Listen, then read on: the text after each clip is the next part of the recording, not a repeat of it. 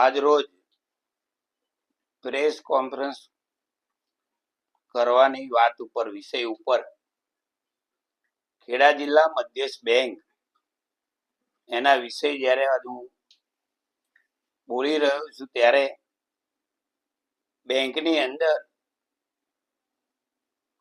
જે મને જાણવા મળ્યું છે એ વિષય ઉપર આજે હું કહી રહ્યો છું ત્યારે આ ખેડા જિલ્લા બેંક પશુપાલકોની બેંક છે, ખેડૂતોની બેંક છે અને સાથે જોડાયેલા ગ્રામ્ય વિસ્તારને કઈ રીતે છેવાડાના માનવીને બેંકનો લાભ મળે એની સતત ચિંતા કરતી આ ખેડૂતો માટેની કેડીસીસી બેંક છે. ત્યારે હું પણ એક બેંકનો ડિરેક્ટર છું.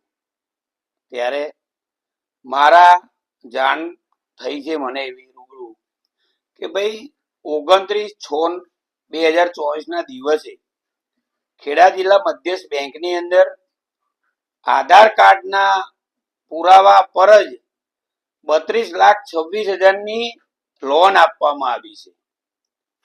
એ તપાસ કરતા એ જાણવા મળ્યું છે આ ભારતીય જનતા પાર્ટીના જિલ્લાના પ્રમુખ અજયભાઈ એમના નામે આ લોન મંજૂર થઈ છે. ત્યારે મારે આજે કહેવું છે કે ગ્રામ્ય વિસ્તારનો કોઈ ખેડૂત હોય કે પશુપાલક હોય, એક બે જાનવર કે ઢોર લાવવા હોય તો એને લોન માટે જતો હોય તો બેંકની અંદર ધક્કા ખાવા પડે છે.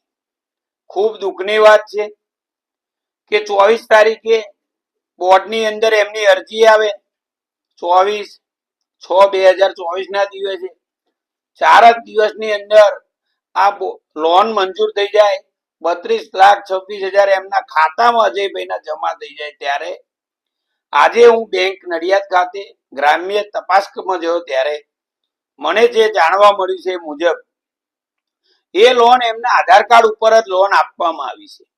એ બેંકના મેનેજરે જ્યારે એમની જોડેથી માહિતી માંગી કોઈ સાહેબ તમારી આ લોન મંજૂર થઈ ગઈ છે, કોના કહેવાથી મંજૂર થઈ છે મને ખ્યાલ નથી, પણ આટલી મોટી રકમ જિલ્લાના પ્રમુખ ભાજપના હોય અજયભાઈ એમના ખાતામાં જ્યારે જમા થતી હોય તો આજે ખૂબ ચિંતાનો વિષય છે.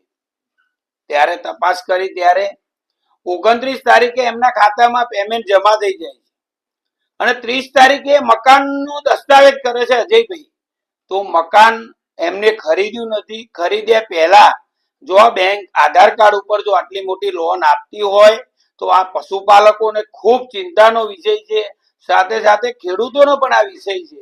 બેંકની અંદર આટલી મોટી થાપણો મૂકતા હોય તો પણ આવો વિષય છે કે આ બેંક આ રીતે રાજકીય લોકોને જો આવી આધાર કાર્ડ ઉપર આટલી મોટી લોન આપતી હોય તો બેંકનું ભવિષ્ય જોખમમાં ગણાય. ત્યારે આ બેંકના ડિરેક્ટર તરીકે મારે જાહેર કરવું પડે છે કે આ રીતે બેંકના ચેરમેન હોય અને સાથે તમામ ડિરેક્ટરો ધ્યાન રાખી બેંકની અંદર ખોટું થાય નહીં, પશુપાલકોનો કોઈ ખોટો અન્યાય ના થાય, ખેડૂતોને કોઈ અન્યાય ના થાય એ માટે આજે મારે ફેસબુક લાઈવ અને મીડિયા મિત્રો સાથે થઈને આજે લાઈવ કરવાનો આ હેતુ છે. ત્યારે આવનારા દિવસોની અંદર પણ આવું કોઈ પણ લોન મંજૂર ના થાય અને અમારા બેંકના ચેરમેન હોય, અમારા બોર્ડની અંદર પણ આ વાત આવે તો પણ ચોક્કસપણે એમના પૂરતા ડોક્યુમેન્ટ લેવા જોઈએ. જે કોઈ વ્યક્તિને લોન આપે એના હાથે અમે સંમત છીએ, લોન આપવી જોઈએ બેંકમાં તો જ છેવાડાના માનવીને એનો લાભ મળે. પણ આ ખરેખર ખૂબ દુઃખની વાત છે. ત્યારે અને બોર્ડની અંદર પણ 3 સભ્યો સરકારી જે પ્રતિનિધિ તરીકે નિમણૂક કરવામાં આવ્યા છે એ પણ ખરેખર ખોટા છે. તો આવનારા દિવસોની અંદર અમૂલની જે રીતે 3 સરકારી પ્રતિનિધિ નાબૂદ કર્યા છે એ રીતે બેંકની અંદર પણ થવા જોઈએ. સાહેબ